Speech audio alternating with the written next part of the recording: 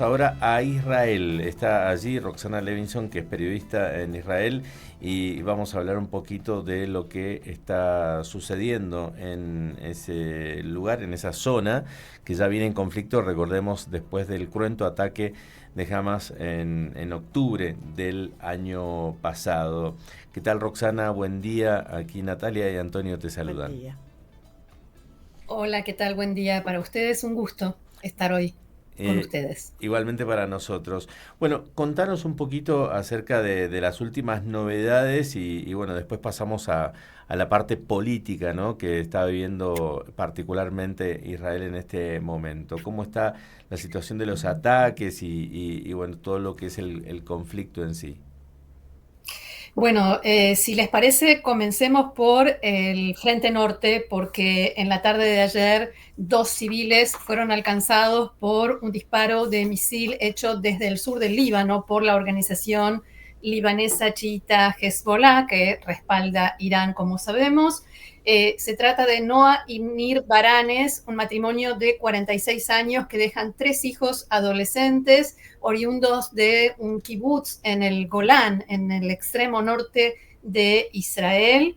Y bueno, esto siguió A ver. el camino en Siria, en el camino entre Siria y el Líbano, un agente de Hezbollah que había sido guardia de seguridad, custodio del secretario general de Hezbollah, Hassan Nasrallah. Israel atacó durante la noche, no solamente en el sur del Líbano, sino también en lo profundo del Líbano, donde hay, según dijo el ejército, donde se encuentra parte del sistema aéreo de Hezbollah, y hacia allí apuntaban. Y el ministro de Defensa de Israel, Yoav Gallant, acaba de decir hace un ratito nada más en el pleno del Parlamento que llegó el momento de cobrar un precio también al Estado libanés. ¿Será ese el anuncio de que el conflicto en el norte también se amplía, también se convierte en una guerra en toda regla, con todo lo que eso significa entre Israel y Hezbollah y el Líbano? Todavía no lo sabemos. En cuanto al Frente Sur, con la Franja de Gaza, bueno, también hoy se anunció la muerte de un soldado caído Ujú. en los combates allí.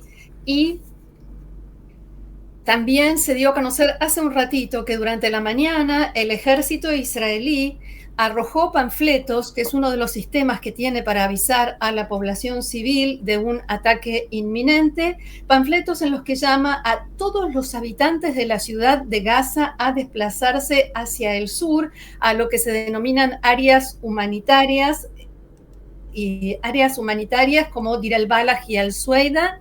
En los panfletos se detalla, hay un mapa, se puede ver con flechas por qué caminos, cuáles son las vías humanitarias, las vías seguras, donde tampoco va a haber control ni revisión de la gente que pase para que puedan llegar a un lugar seguro. Los panfletos dicen: la ciudad de Gaza será una zona de combate peligrosa. Ujú. Y otro asunto, para dar títulos, es, por supuesto, las negociaciones por un posible acuerdo de cese de fuego y liberación de los rehenes israelíes todavía retenidos. Hablamos de 120 personas en la Franja de Gaza. Una delegación de Israel encabezada por el jefe del Mossad, David Barnea, llegó hace un ratito también a Doha, capital de Qatar, y hoy se va a reunir con el director de la CIA, William Burns, con el jefe de inteligencia de Egipto, Abbas Kamel, y el primer ministro de Qatar, Mohammed bin Abdulrahman Al Thani. Ujú. Bien, un panorama complicado en eso, pero en lo político también está complicado porque un tribunal israelí dictaminó que Benjamín Netanyahu tiene que declarar en un juicio por corrupción en diciembre y si resulta culpable, con condena firme, el ministro tiene que dimitir. En realidad, el juicio que se sigue en su contra y que es una causa que comenzó en el año 2016, Ujú. no diría que es el menor de los problemas que tiene en este momento Netanyahu a nivel político, pero no es uno de los mayores. Sí es cierto que él pidió oficialmente que su declaración se postergara hasta marzo del año que viene. El tribunal no lo aceptó. Él mismo dijo que iba a ser capaz de manejar el Estado y el juicio al mismo tiempo, pero con el ritmo que traen las cosas, todavía falta mucho para la sentencia, y para que la sentencia quede firme después de una apelación no es lo más inminente. Lo más inminente es la crisis que tiene dentro de su propia coalición, y que ayer, en las últimas horas, estuvo a punto de estallar, y que paradójicamente el fallecimiento de una persona fue lo que frenó la debacle que se venía, y explico de qué se trata.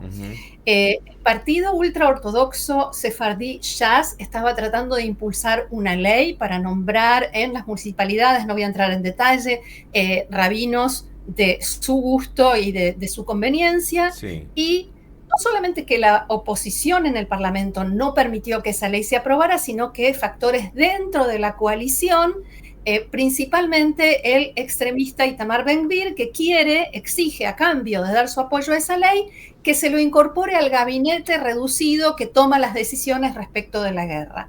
Ni Netanyahu ni ninguna persona en este país, salvo él, están de acuerdo con que él tenga alguna injerencia en las decisiones que tienen que ver con la seguridad y con la defensa y la guerra que se está dando en este momento, y con todas las decisiones que todavía se tienen que tomar. Entonces, lo que sucedió fue que grandes partes de la coalición se retiraron ayer del Parlamento y decidieron no votar, con lo cual el partido de Netanyahu tuvo que sacar del orden del día todas las leyes que iba a someter a votación.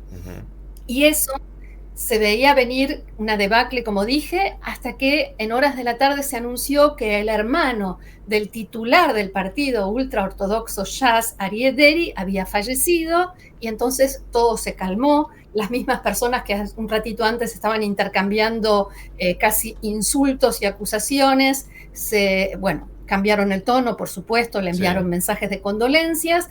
La crisis se calmó un poquito. Esta mañana el propio Deri dijo que termina con esta actitud de que su partido no vote las leyes de la coalición en el Parlamento, pero Itamar Ben-Gvir sigue firme en su posición de que va a entorpecer el trabajo del gobierno en todo lo que tenga que ver con leyes hasta que no nombren parte del gabinete de guerra. Ah, mira vos.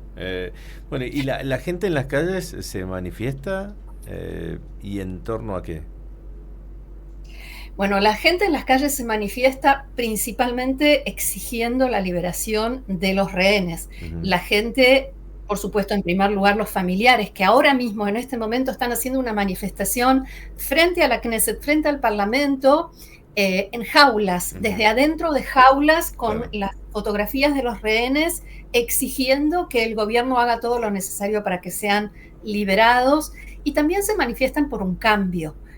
Hay muchísimas manifestaciones. En los primeros meses de la guerra, esas manifestaciones no se realizaron. La gente, los grupos que organizan las manifestaciones, se llamaron a un silencio debido a la guerra, y desde hace un tiempo, cuando vieron que la política en realidad es lo que rige la mayor parte de las decisiones, volvieron a las calles y manifiestan para que haya elecciones, para que se adelanten las elecciones y para que el gobierno haga todo lo que sea necesario para liberar a los rehenes.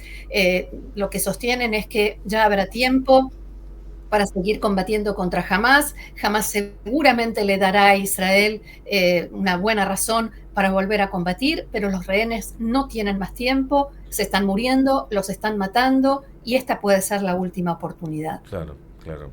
Bien, un amplio panorama muy bien descrito, Roxana, y bueno, esperemos entonces, lo que más rezamos es por la liberación de todas estas personas que me imagino el cautiverio triste y aterrador que deben estar viviendo, y bueno, y sus familias obviamente la espera. Te agradecemos muchísimo. Cuesta muchísimo imaginar, aunque uno los ve y los escucha todo el tiempo, cuesta muchísimo imaginar cómo sobreviven, cómo siguen adelante con esa, no solo la incertidumbre, lo que sí tienen de certidumbre es tremendo, y lo demás no lo saben, no saben qué va a pasar. Exacto. Roxana, te mandamos un abrazo muy grande. Muchas gracias. Gracias a ustedes. Un abrazo. Adiós, Adiós. hasta luego.